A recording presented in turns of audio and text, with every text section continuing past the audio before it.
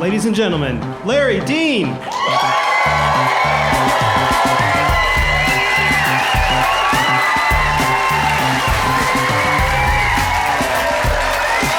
Thank you very much. Thank you. Thank you so much. Love you. Thank you. Thank you very much. Nice to meet you. Thank you so much for coming, guys. Genuinely, really, really appreciate it. Before I start, I'll just let you all adjust to my face.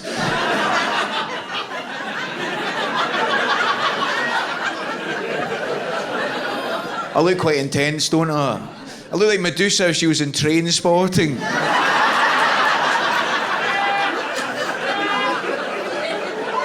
Actually, my mate summed up perfectly. My mate went, "You look like Voldemort on a come down." Pleasure to be back in Glasgow. Also, this bit at the beginning, I get to let the people watching at home find the subtitle button. This is why it's great gigging in Glasgow, like in Scotland as well. Just the fact that I don't have to watch too much what I say. Like, because usually if I do gigs in England, I can see audience members going, "Oh my God, I'm gonna have to concentrate now." I'll just smile and nod, that'll be enough. And when Americans hear my accent, they're like, "Oh my God, you're from Scotland? I'm from Dublin as well."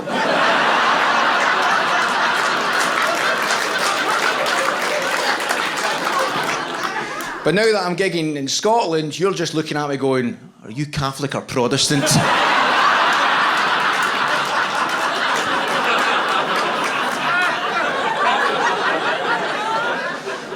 It's a weird thing, because the Scottish accent is an odd thing, right? Because it's funny, but also, and when you go overseas, people can't understand you. But when you go overseas and you're single, that's when it comes into its own.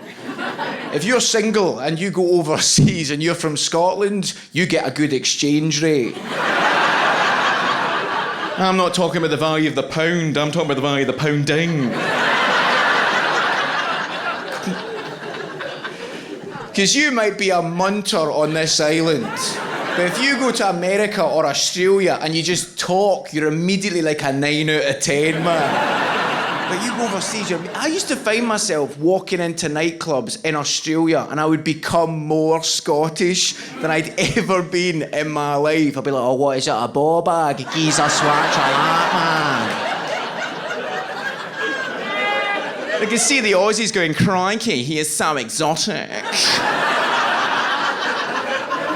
He looks like Ewan McGregor, but he sounds like Shrek.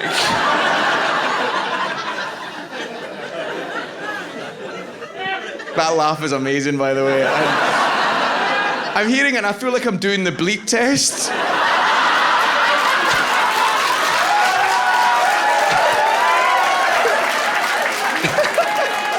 It's probably why I'm nervous. I'm a bit like, "Oh God."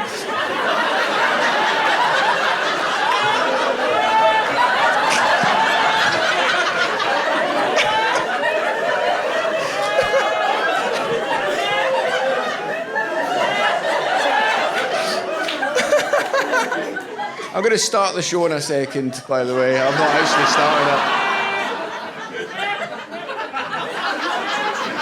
When you hear the opening line of the show, you'll be like, I get why you didn't start with that line. But I'll start the show now. So I was having a wank in Dubai.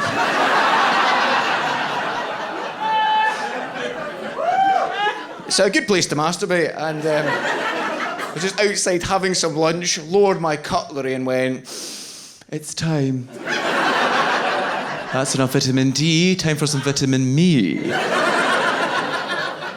And I went up to my room, right, and I sat at the side of the bed and I opened up my laptop to watch some gay porn, because I'm gay.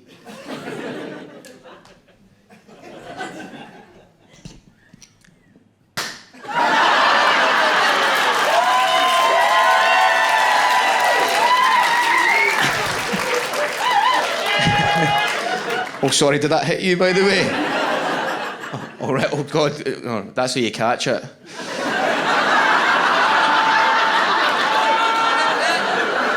one bit of a party pop and like, cock.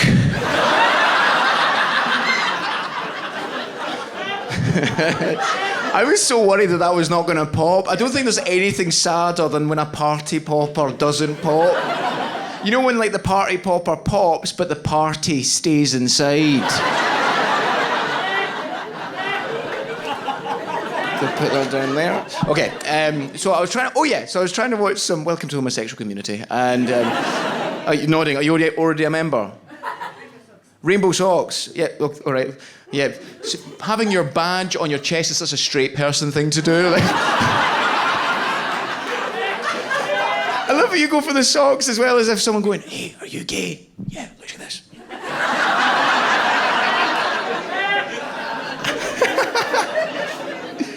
Good for you having the rainbow socks. Actually, who is gay? Oh, cool. Like 5 or 6 of us, cool. And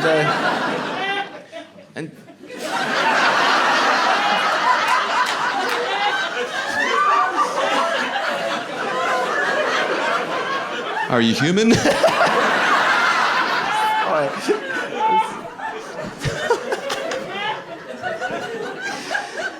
Can I borrow one of those socks? I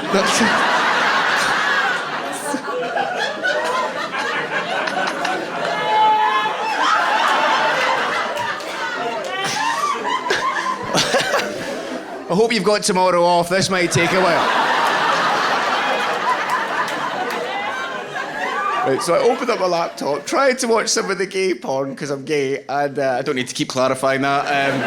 I don't think anybody will watch this and think, oh, he's straight, but he watches gay porn. Very progressive of you. Well done. But I was trying to watch some gay porn, but I couldn't because it was blocked. It's illegal to be gay in Dubai, right? Which is actually weird. There's gay bars in Dubai. Not gay bars, prisons. But since the gay porn was blocked, I had to watch some of the straight stuff. Long-time listener, first-time caller.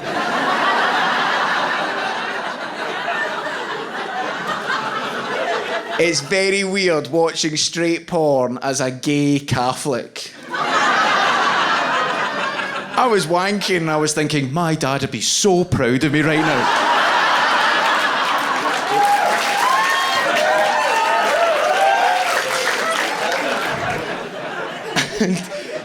It's a weird thing though, because I actually don't blame people in Dubai for being homophobic because they've kind of been brainwashed into thinking that way. Like, because I used to be homophobic. I hated myself for ages because I got brought up as a Catholic and I thought homosexuality was wrong and evil. Now I just think it's naughty.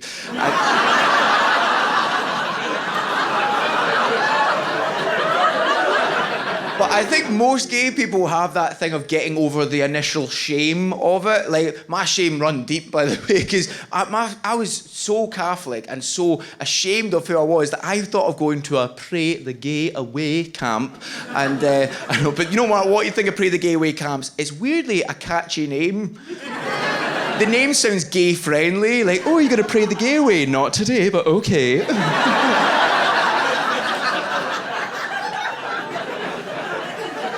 You know that thing of if something rhymes, people think it's true? I think if the word gay was a word that had no rhyme, there wouldn't be as many camps for it. If the word gay was like a word like orange that has no rhyme, there wouldn't be as many camps. Also, if gay people were called orange people, we'll get more pride parades in Scotland and Northern Ireland.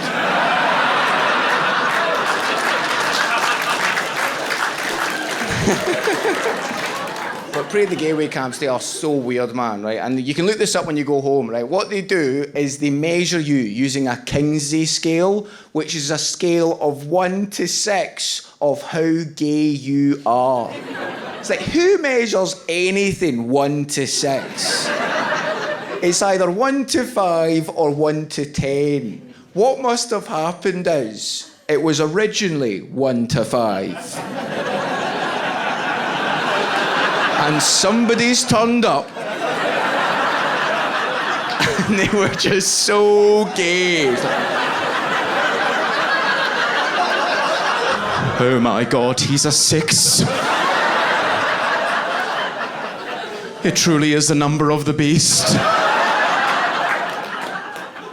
Just some guy looking like an inflatable man outside of a car dealership. Like,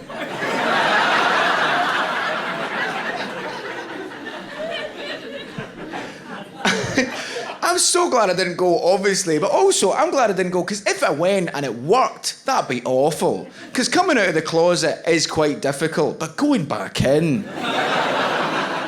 that must be a mission. I remember actually, see when I was, back when I was straight, loads of my mates used to call me a big poofter, and as soon as I came out as gay, they just stopped calling me it. I could not be straight again. I wouldn't be able to handle the homophobia.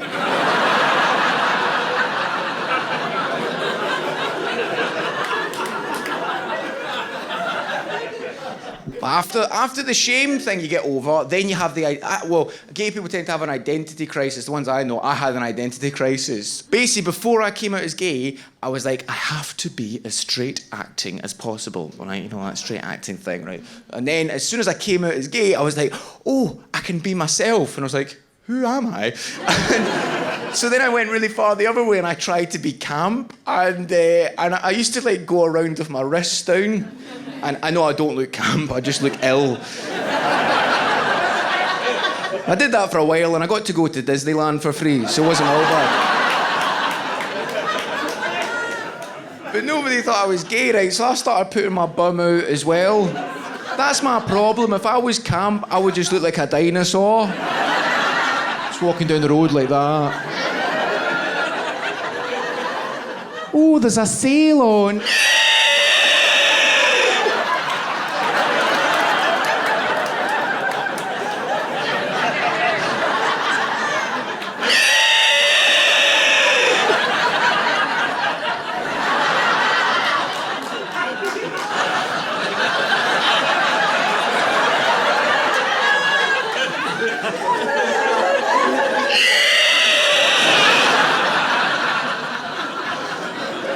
Sorry, buddy. I'm sorry.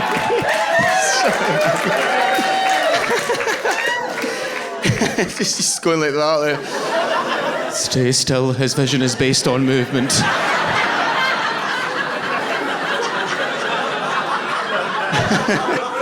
Are you okay? Okay, cool. Sorry. How was my flirting? Was that all right?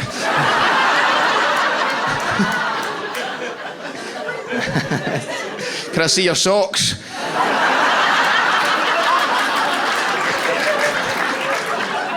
I think the reason why I don't blame people in Dubai is because, you know, you can always learn something from somebody that you disagree with. I found that the same year that I was wanking in Dubai, I went out for tea with two murderers. Murderers.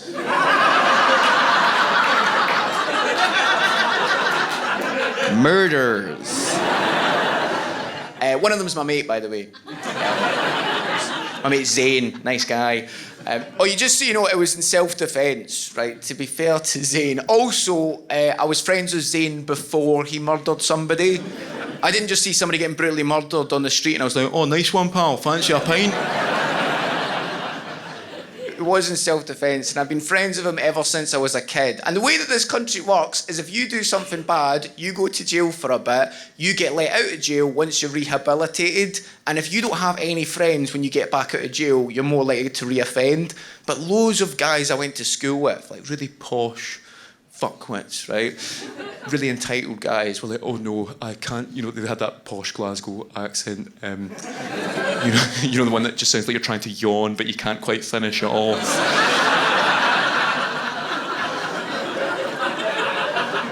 Scottish posh people I always think are the worst because they're not even nose breathers, not mouth breathers. For some reason, they're teeth breathers. Like...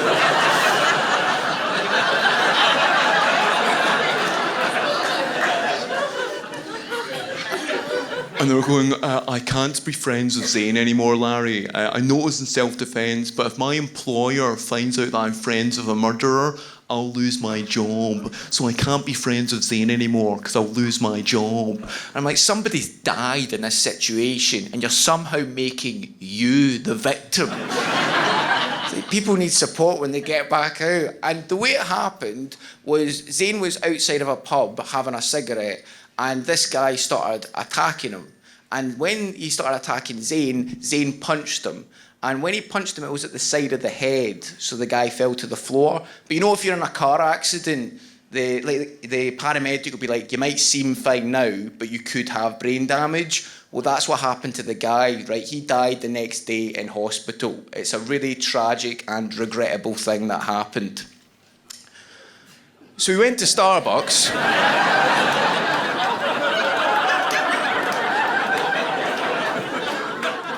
I was the first one to arrive, right? Because Zane only gets one weekend out once a month, right? And I get excited when I'm going to see him. And when I was sat waiting for Zane to arrive, I got a text message from him. It said, "Hey man, looking forward to seeing you. Is it okay if one of my friends from inside comes along?" And I thought, well, I can't really say no, because Zane might get a bit defensive.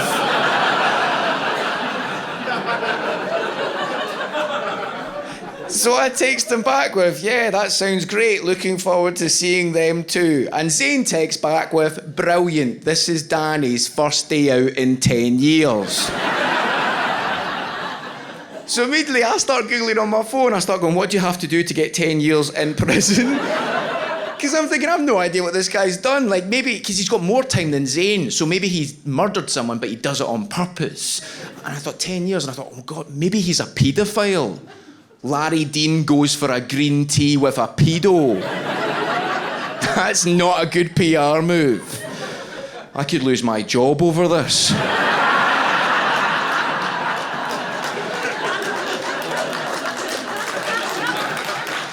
And murderers or not, it's still a stressful thing. Mixing friends, it's always stressful. You know what I mean? Because we've all been to a stag or a hen do, and we've met our friends' other friends, and then we stop liking that friend. It's like, ugh, you're different around them. I'm not going to your wedding anymore.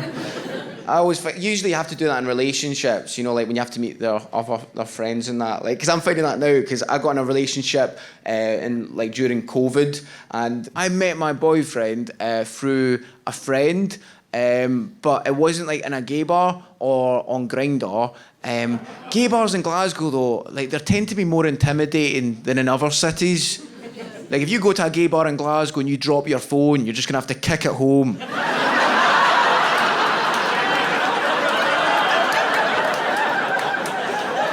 The thing is, it's also like during lockdown, it's a difficult time to get in a relationship because you're trapped in the same house. It's like The Shining every single day. And we had arguments, because every couple argues, unless you're creepy. You know those couples that you meet, they never argue, and they glide up to you at parties being like, we never ever argue. Looking at them and you're thinking, one of you is going to be on the news someday.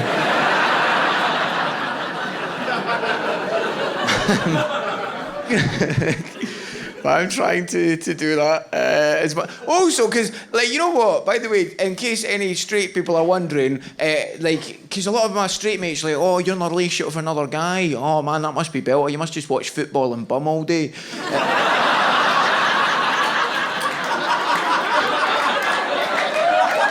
It's like, no, I wish.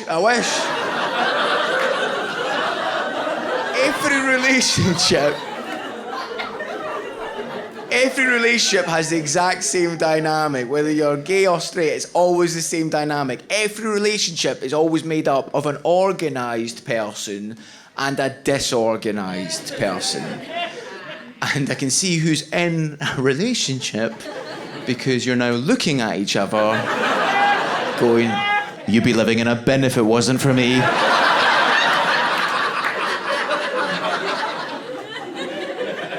The reason why you get together is because organised people are attracted to disorganised.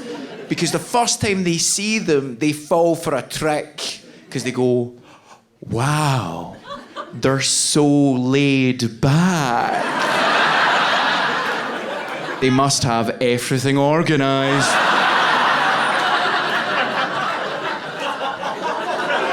And then a few months passes, the smoke screen leaves you, and you're just left going, how are you not dead yet?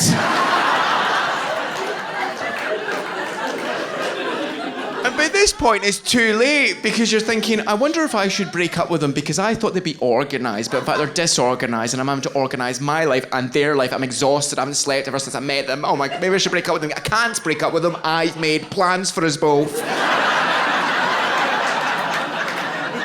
It's going to totally ruin that spreadsheet I made for us.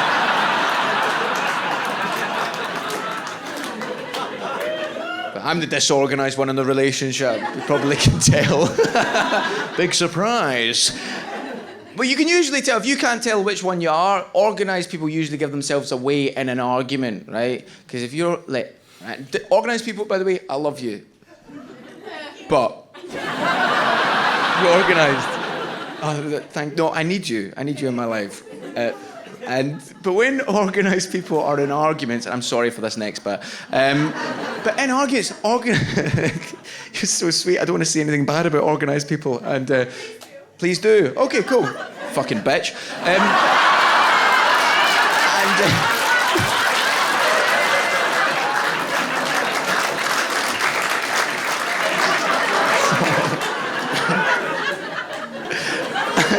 You're American as well, yeah? Oh, cool. I could hear from your accent. Yeah, I know. I love as well. I called you a bitch and you laughed and you're almost in a kind of American kind of thing of, oh my God, Scottish culture. Come on, get on with it and call me. I can. Come on.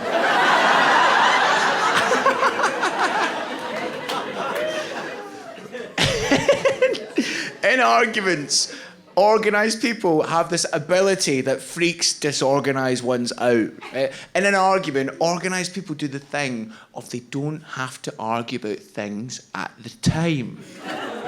They can store them up.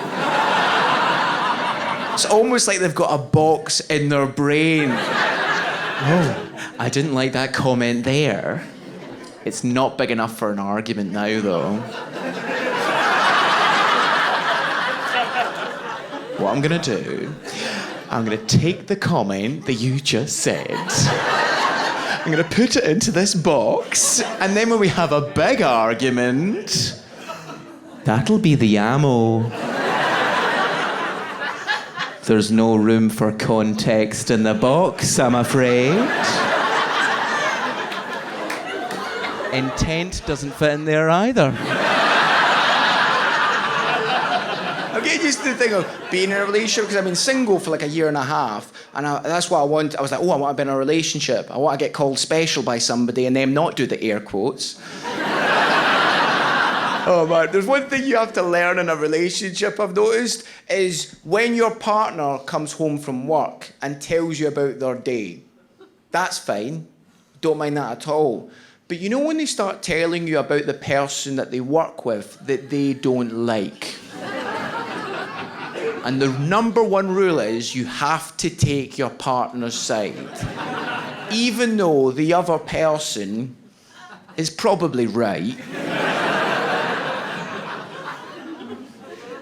But in order for you to take your partner's side, your partner, when they're quoting that other person, will give them the bitchiest voice ever. They'll be like, oh God, you never guess what Sandra said to me today.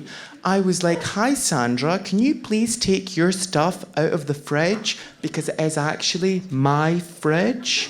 And you wouldn't believe what Sandra said to me then. She was all like, that's my injections and I've got diabetes.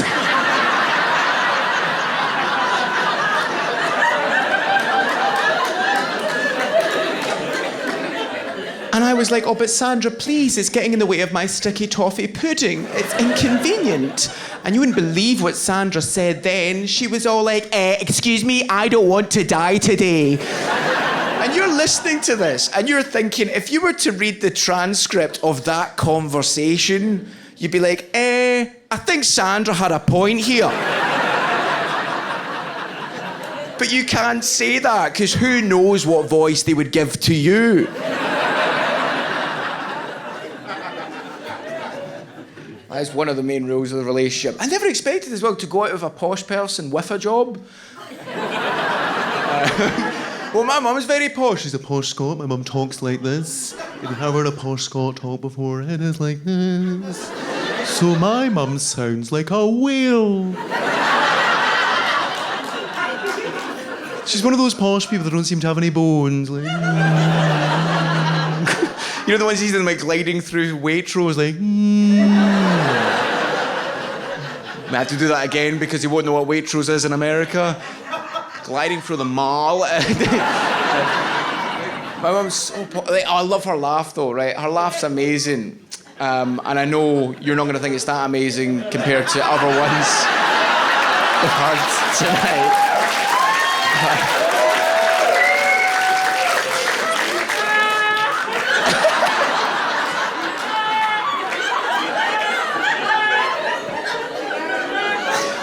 Wouldn't it be amazing if it was actually just somebody with a YouTube video on repeat of just somebody falling down a well?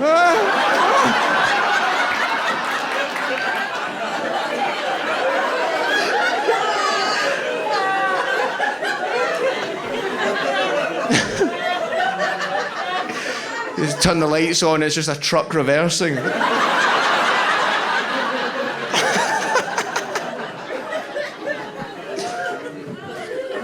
But my mum's laugh is so funny, right? Because she only ever gives you one ha, and then her voice is extraordinary. It's just hee. So easy to find her at a party. Hee. Say that's your mum or a carbon monoxide detector.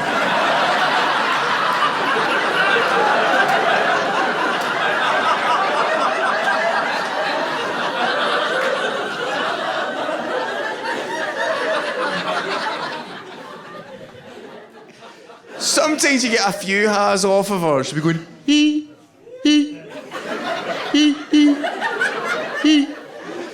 I can never find her at the supermarket.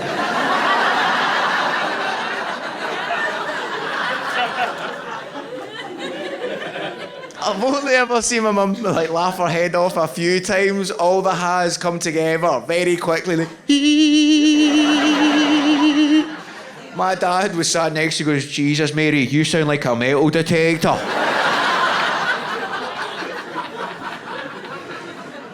My dad's working class. I actually don't know what I am because my dad raised me working class in a middle class household. Basically, we had a cleaner, but we stole from her.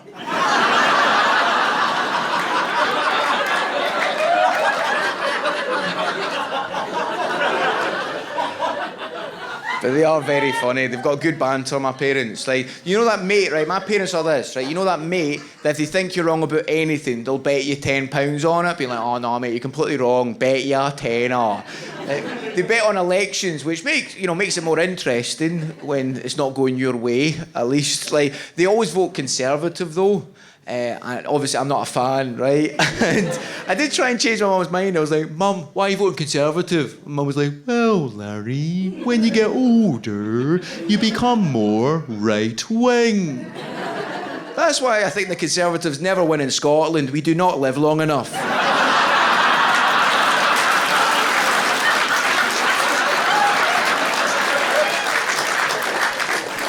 But they are very Catholic, though. That's probably why they vote that way. Because my mum and dad are Catholic, and I'm Catholic as well.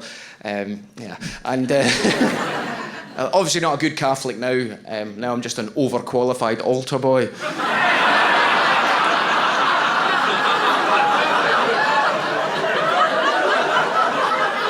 So I hope I didn't offend any pedos in the audience with that joke there.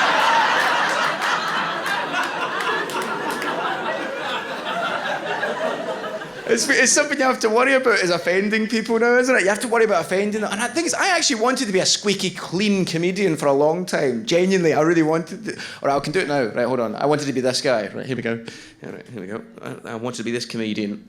I wanted to be a London observational comedian. I tell you what's busy, guys. The underground. Where is everybody going?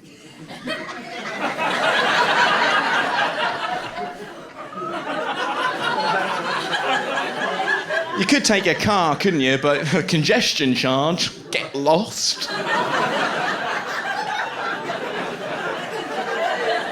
I was in King's Cross the other day and I was like, King's Cross? Why doesn't the Queen cheer him up then?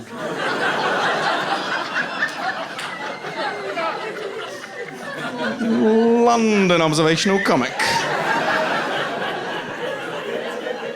Hope you enjoyed him. He'll be back later. By the way, Scottish people, do you know that English people tend to think we're backwards? It's so weird, because when I moved down to England, loads of Londoners were like, oh my God, have you just moved down from Glasgow to London to escape homophobia? Are you a gay refugee in London? As the Scottish people are not homophobic, we've got a rule in this country. It's either you're a good cunt or a bad cunt.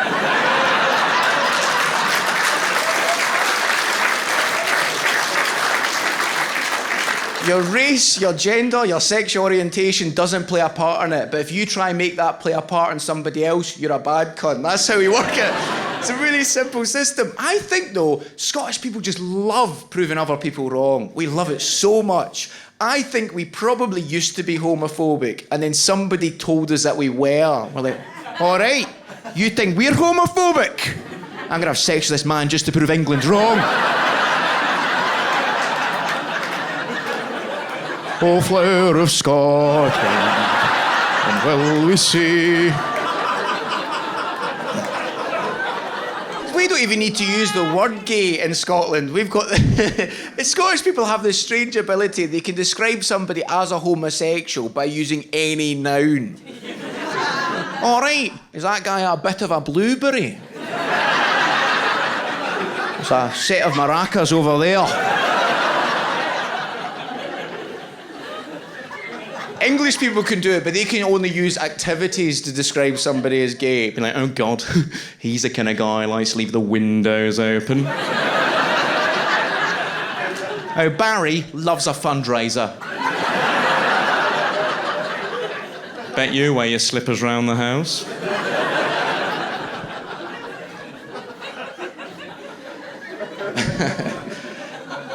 I moved down to England a long time ago. I moved back and I had to live with my parents again. And oh man, the banter was too much. I had to move out again. See, living with my mum, that's the thing, right? My mum would take the piss out of me, which I'm fine with because I'd make fun of her voice. Because me and my mum don't always see eye to eye because hers at the side of her head. Whale joke.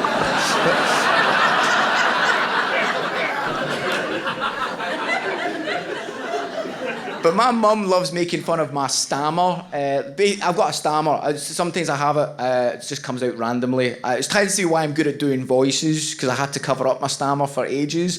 And my mum loves the fact I've got a stammer. I was on the phone to her yesterday, right, and she was at the shops. I was like, Mum, are you at the shops? I was like, yeah, I'm at the shops. What do you want?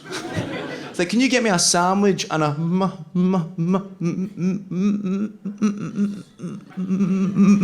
muffin? Okay, I'll get you a sandwich and 23 muffins.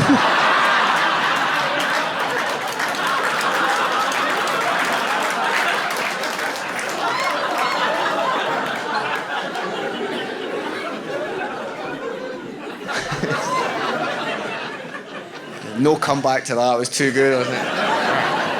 But the reason why I moved to England was because I nearly got in trouble with the law, which is why I've never been able to judge Zayn, because I had my own legal trouble. And before we start this story, just so you know, it's all made up.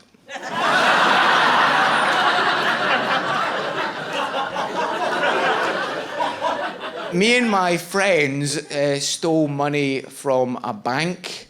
I can't tell you the name of the bank, obviously, so let's just call the bank Adam. So me and my mate stole money from Adam by taking money from the bank's accounts, like, because banks have their own accounts, and I took lots of things. We had somebody working in the bank, and I had such low self-esteem. I didn't want to take the money, but I was like, I'll have the money and I can give it to people who I want to be my friend. It's so pathetic, though. That's self-esteem issues part one. I think it was because I was a virgin for too long. I think, like, that messes with your head. If you're a virgin for too long, like, you know there's a minimum age you can have sex at? There should be a maximum you have to have it by. If you're 20 and you've not lost your virginity, the government should get involved.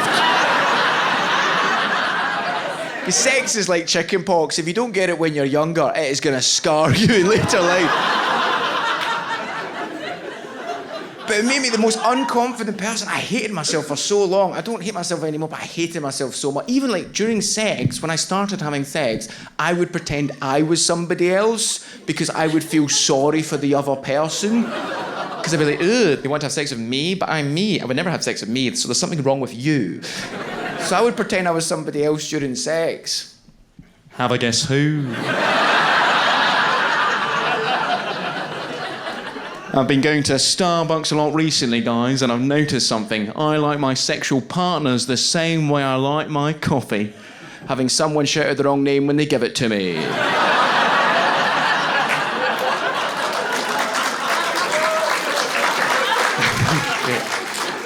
Speaking of Starbucks, when I was sat in Starbucks with Zane and Danny, by the way, if you're ever going out for tea with murderers, I'd highly recommend going to Starbucks because they've got big windows, CCTV, and they serve porridge, so they're comfortable as well. And when I was sat there with Zane and Danny, by the way, Danny was the most intense-looking person I've ever seen in my life. I know I look intense, but Danny had my kind of gaunt look, but his eyes never stopped moving. It was almost like there was a fly in there being like, all right, here you go. Up to today, man. Oh, that's nice. And Zane was like, Larry, why have you lost so much weight? Have you just been broken up with? Because those two are heavily linked for me. Like, Zane's always been my shoulder to cry on when it comes to relationships, even since the first one. Because when I started being in relationships and stuff, it was you remember your first love? Quite an intense experience. Because you think, oh, I'll text them all the time. They'll love that. Do you remember that? It was like my first love. Oh, my God. You know when you see someone and you immediately go, oh, I love you, and we're going to have so many dogs together. I had that with this guy, and then one day, ghosted me. Never heard from him ever again. And I was like, oh, I know. And I was like, I thought those 2 dates went brilliantly. Ghosting, if you don't know, is you remove all communication from the other person. You block them on everything and you never hear from them ever again. And he ghosted me, right? And I don't want to like badmouth him or anything like that. So I'm not going to tell you his name, right? So let's just call him Royal Bank of Scotland.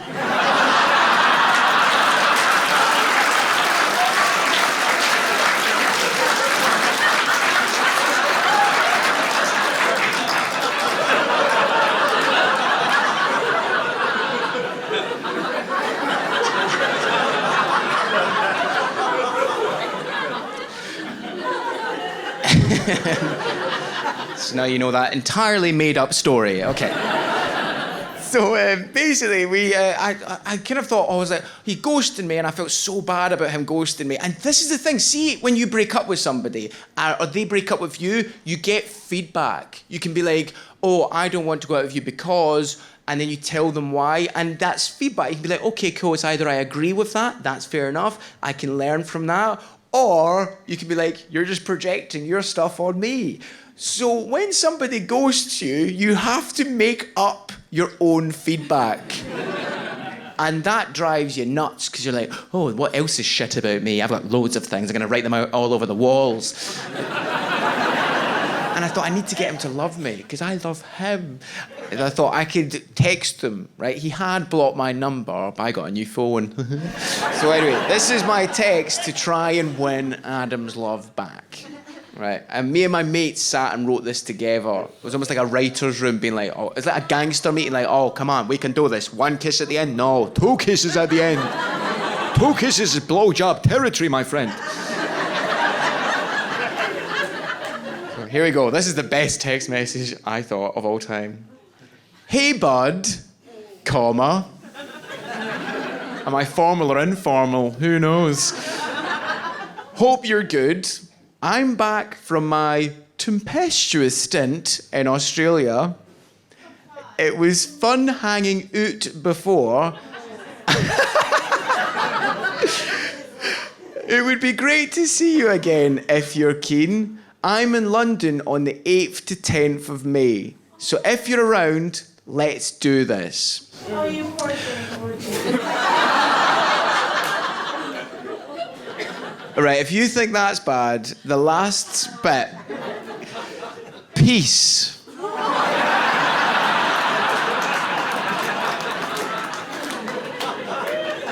And that's how I started doing the dinosaur noise when I read that back.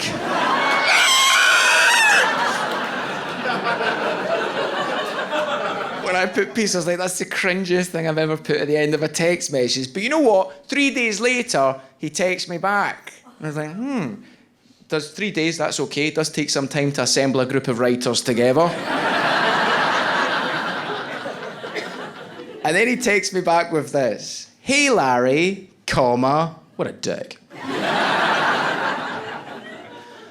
Oh yeah, just so you know, there is obviously a nice way of letting somebody down. Ghosting's not one of them, and neither is this text message.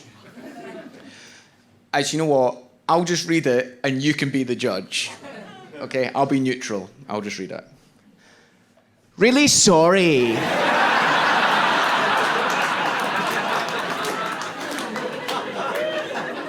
I don't think meeting up's a good idea. I've been seeing somebody for a little while now, and it's going really well. Can you believe the audacity? I wouldn't want to jeopardise that by seeing somebody that I saw once or twice. It was fucking twice.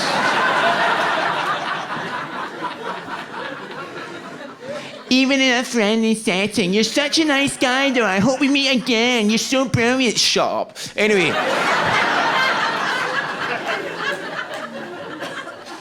10 years ago and it still doesn't sound any better.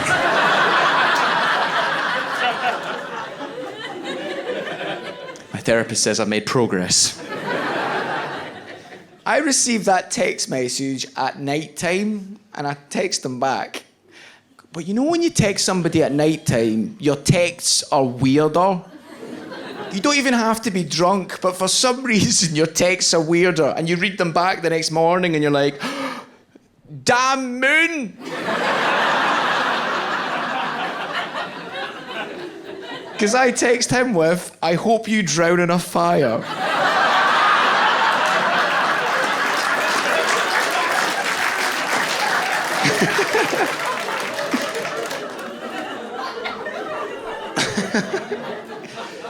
Right, see, by the way, see whenever I get broken up with, the reason why Zane asked about that was because whenever I get broken up with, I lose so much weight. I think it was because I was like overweight as a kid and then I get picked on for it. So whenever something bad happens, I'm like, oh, it must be because I'm fat. It's because I've got body dysmorphia. Like body dysmorphia, if you don't know, is like the way that you see me is not the same way I see myself. Right, so you're looking at me, you probably see a skinny white guy. A lot of the times I look at my reflection, I see a fat Chinese lady.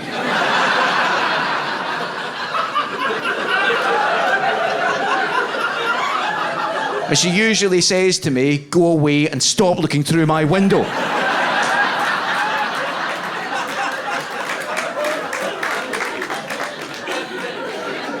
So after the whole, Adam... I'll just call him Adam. Right? After the whole Adam breakup, after the whole Adam ghosting situation, I was like, I'm going to lose loads of weight. So I was losing so much weight. My self-esteem was so low. And it was before I came out as gay. So I couldn't tell people why I was sad. And I thought, I'm just going to have to tell people why I'm sad. And I told my parents, I came out to my parents because of that. And when I came out to my parents, I was sat at the kitchen table with them, and my dad was there and my mum was there, and I told them I was a bender. And it just went silent, and my dad stormed out of the room in a really bad mood. And I thought, oh man, they hate me now. It's going to be weird around the house, because they're Catholic as well. I'm going to be the sinner of the family. And at that point, my dad came back into the room, and then he handed my mum £10.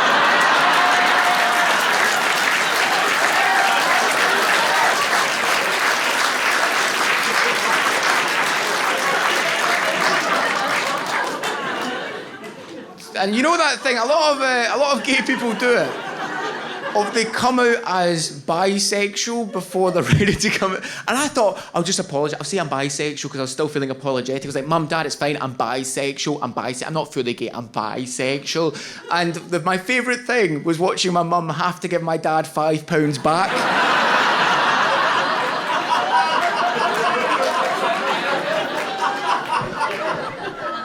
Right, anyway, we'll go back to the murderers, right? And so when I was sat in Starbucks with Zane and Danny, right, and Zane was saying, Larry, why have you lost so much weight? Are you going through a breakup at the moment? And I thought, you know what, I'm not going to tell him this whole thing because I was trying to learn how to deal with it by myself. I'd already told Zane breakups before. He's usually my shoulder to cry on, but I thought I'll leave it. He's got his friend here. And I went, no, I'm still in a relationship, Zane. Yeah, I'm still in a relationship. And when I said that, Danny went, all right. Is your bird hot, eh? And I was just about to reach for my party popper.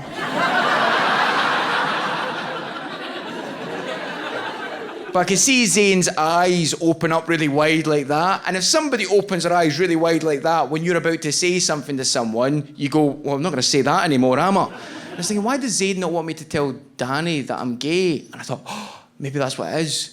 Danny's in jail for gay bashing or something. He's one of these people that I've heard about that's committed homicide.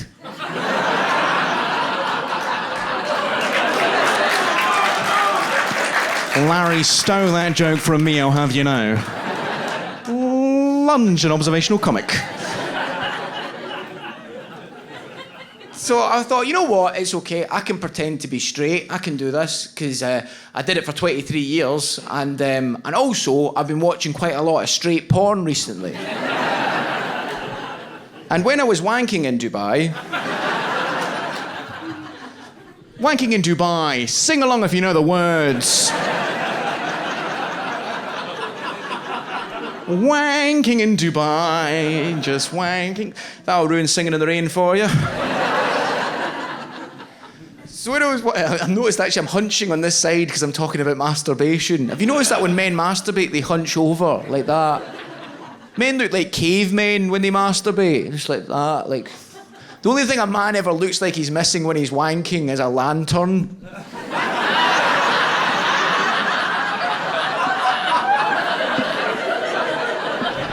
Actually, when women do it, right, I've never seen a woman do it before, but ladies, your PR is a lot stronger.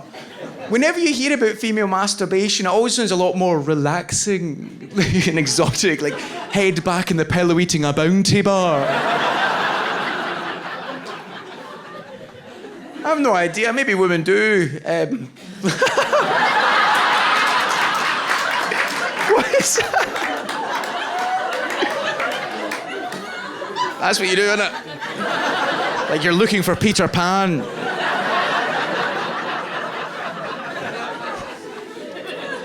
Actually, one more. All right, I like... like you're supplying the electricity for a dodgem.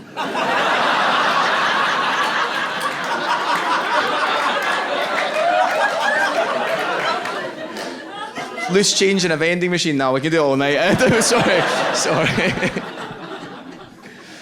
But yeah, it's a lot better. Oh, because also when I was watching this, when I was in Dubai, and I was watching straight amateur porn in Dubai, because Dubai, as we've clarified, don't like people of my kind. They're not fans of level 6 strawberry cheesecakes.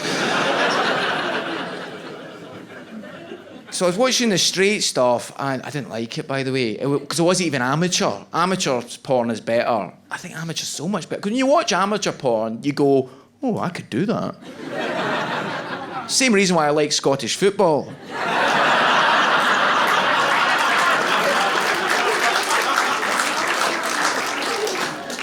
But the professional stuff's terrible, because they talk during it. I don't like that, man. See, when people talk during sex, it's so weird. Like, you know, because it's always the most obvious thing. Not like, you know, Edinburgh's the capital of Scotland.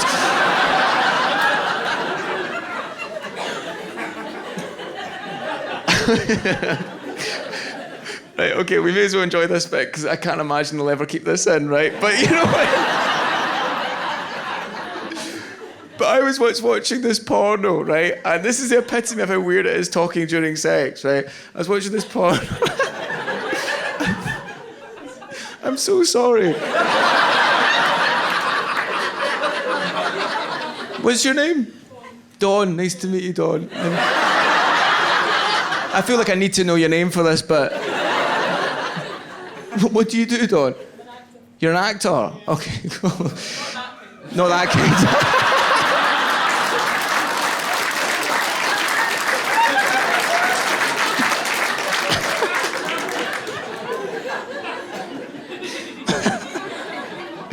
Oh, good, because I was like, oh, technique, come on, tell us, Dawn.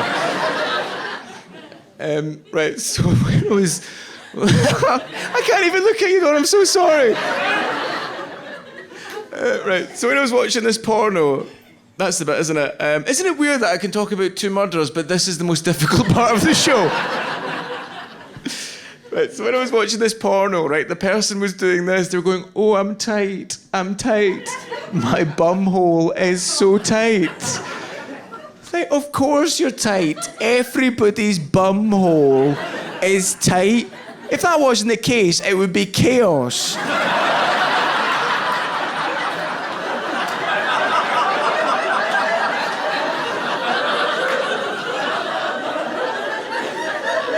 That's the whole point of a bum hole, isn't it? Because bums are small on the outside and they're big when you get in. They're like Weatherspoons.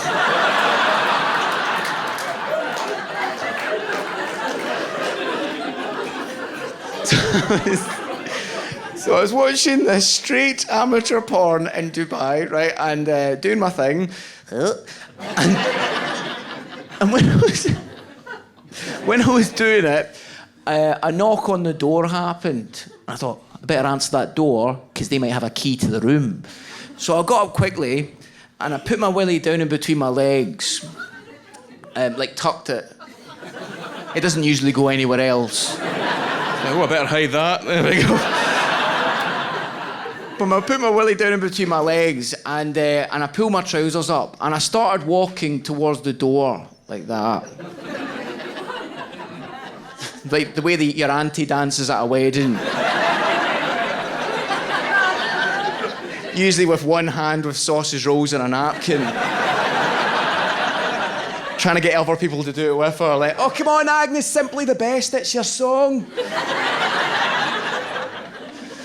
So I walked up towards the door like that, and I opened it up, and a guy was just standing there, and he handed me a chocolate bar, and then walked away. I still do not know to this day why he did that.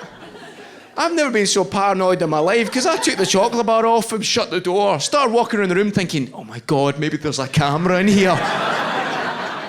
They've seen me watching straight porn, and now they're training me like a dog to do it again. Good boy.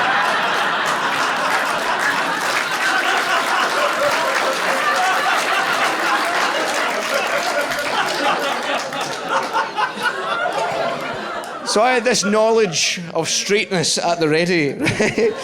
And when I was sat in Starbucks with Zane and Danny went, is your bird hot, aye?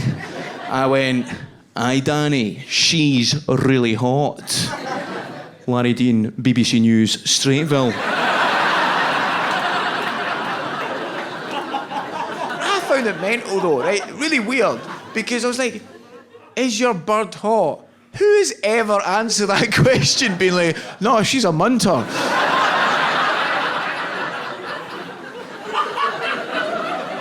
And I assumed that was the end of the conversation, but Danny was insistent. He was like, oh, mate, right, so she's hot. See, when you're, doing your stuff, man, what's your position? And I was like, missionary? All right, I like doing them up the arse. Oh, how the tables have turned.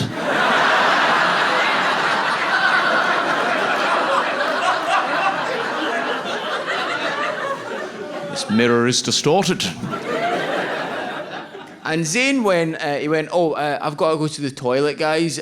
Sorry. Which obviously is weird, apologising going to the toilet, but I could see Zane didn't want to leave me and Danny alone together because he's like, that situation is not going to work out well.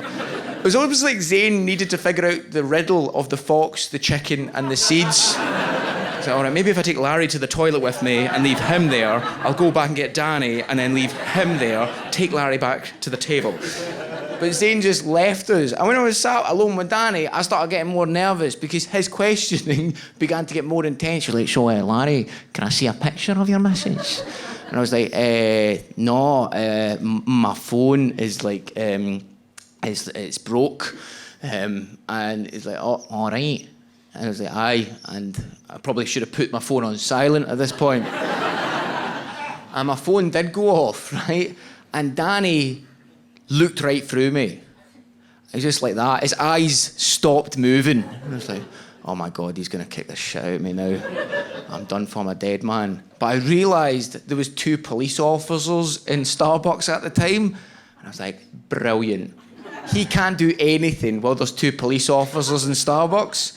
And we're just sat in silence, me and Danny, right? Being sat in silence with somebody you don't know very well when you're mixing friends is a bit awkward. Imagine silence for a minute with a murderer. And I'm like, oh, he's going to kill me. And when the police officers were chatting, we could hear what they were saying. And one of them said to the other, oh man, he's such a poofter. Right? And obviously I heard that because it's got a buzzword in it. And I was like, poofter. I'm not okay with that, but I'm in the middle of something. Please stay there. And Danny went, excuse me, officer, did I just hear one of you say the word poofter? You're wearing a uniform, you should be setting an example. Using derogatory terms like that is unacceptable. I can complain about this. And I was like, oh, maybe Danny's not in jail for gay bashing after all. Maybe he's a paedophile, there's still hope. The police officers just ignored them and walked out, and I was like, oh man, I can't believe I've judged Danny the whole time. And I was like, Danny, mate, I'm really sorry. For some reason, when I was going to tell you I was gay, Zane did these big eyes, and I freaked out, and I thought you were a homophobe. Sorry for I thought you were in jail for gay bashing, to be honest, mate. Sorry for thinking you were a homophobe. And Danny went, I don't like gay people, I just hate police officers a lot more.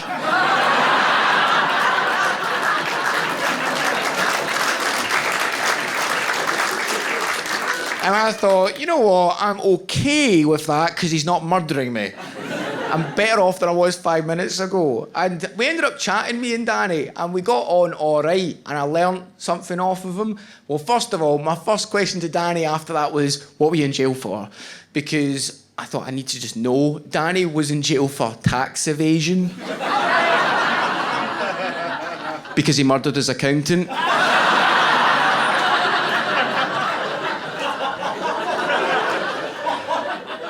But we got on all right, and this is the thing, you can always learn something from somebody you disagree with, right? Because even though I don't agree with Danny being homophobic and I don't agree with him murdering his accountant, I learned something off him that day that I'm going to remember forever. Because Danny was supposed to do 8 years in jail, but he did 10 because he got caught smuggling stuff into prison. Danny was smuggling mobile phones that had porn downloaded onto them so the prisoners could watch porn. When I heard that, I thought, wow, next time I'm in Dubai...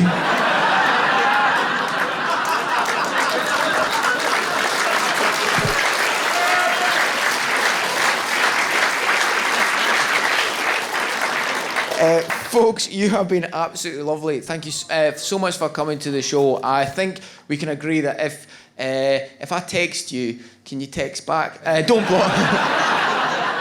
This is, please don't block me on anything. If you ghost me, I'll cry. But folks, you've been so lovely. Thank you so much for coming, and this has been a dream come true for me, so thank you. Peace.